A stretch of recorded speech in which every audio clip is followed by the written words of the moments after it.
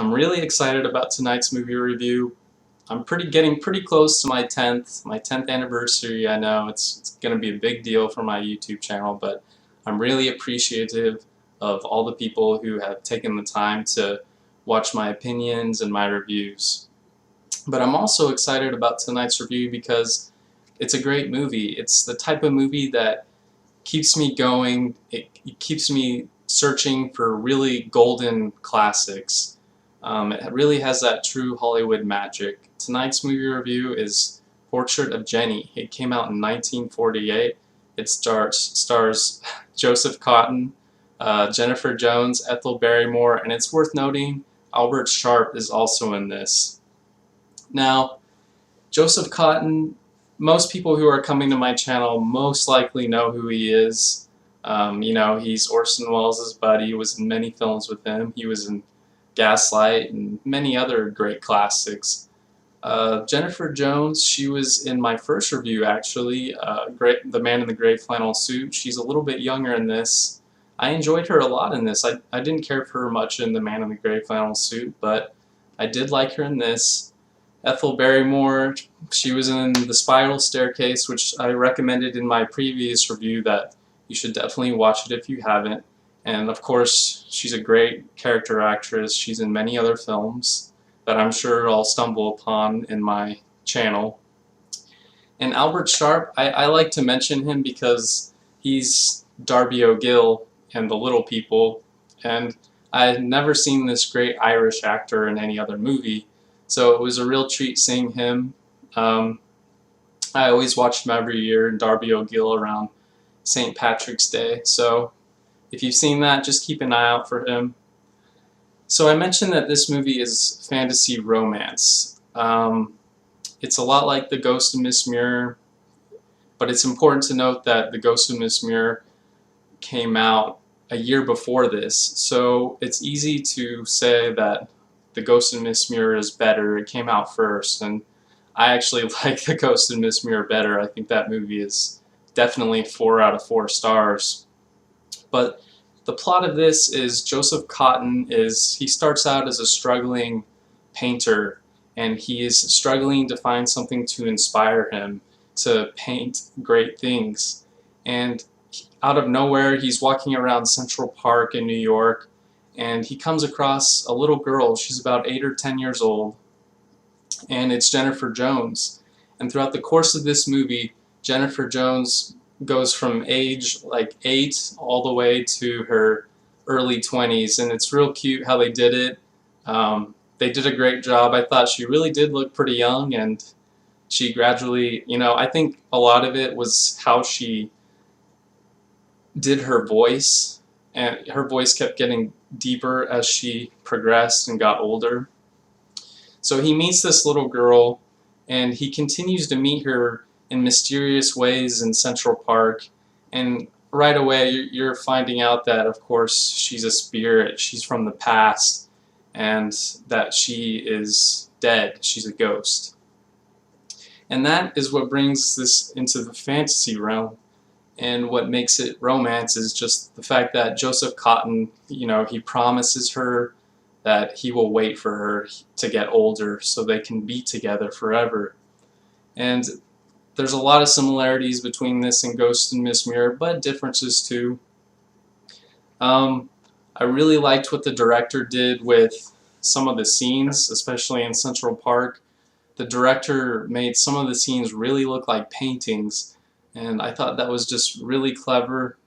When some of the scenes with Jennifer Jones, she has a ghostly glow around her, and I thought that was real cool. A lot of the story is revolved around, of course, this painting of Jennie, this portrait, and she promises her that he will do a portrait of her. So, of course, there are many scenes of him painting her, and there's a glow around her, and I thought that was really interesting.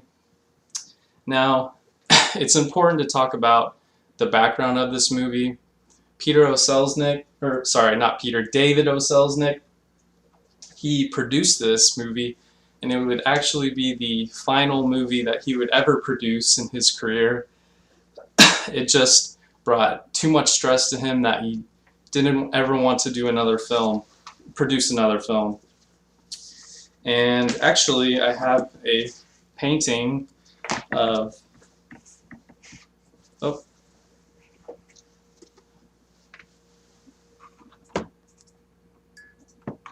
don't want to go dark on you guys.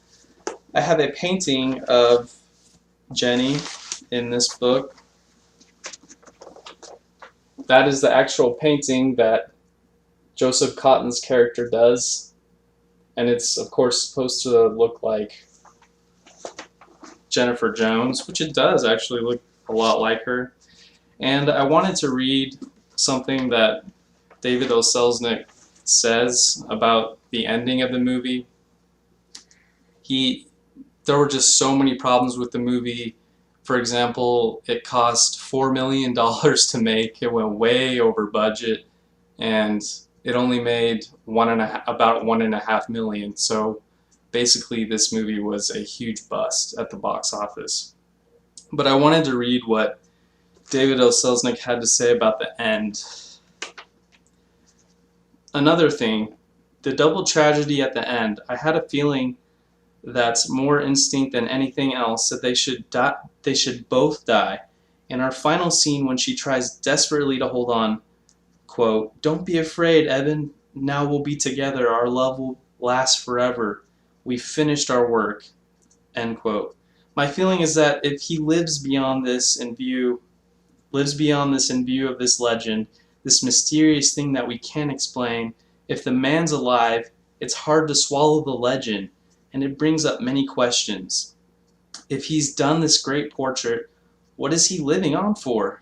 If she came to him to inspire this one great portrait, why doesn't she continue to inspire him? Is she coming back again? So, as you can see, David O. Selznick had many issues with the story.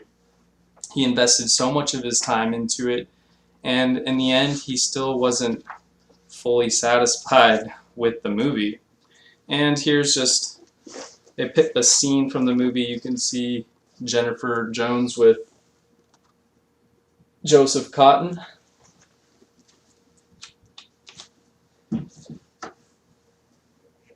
And the actual painting, the portrait of Jennifer Jones, was done by Robert Brackman.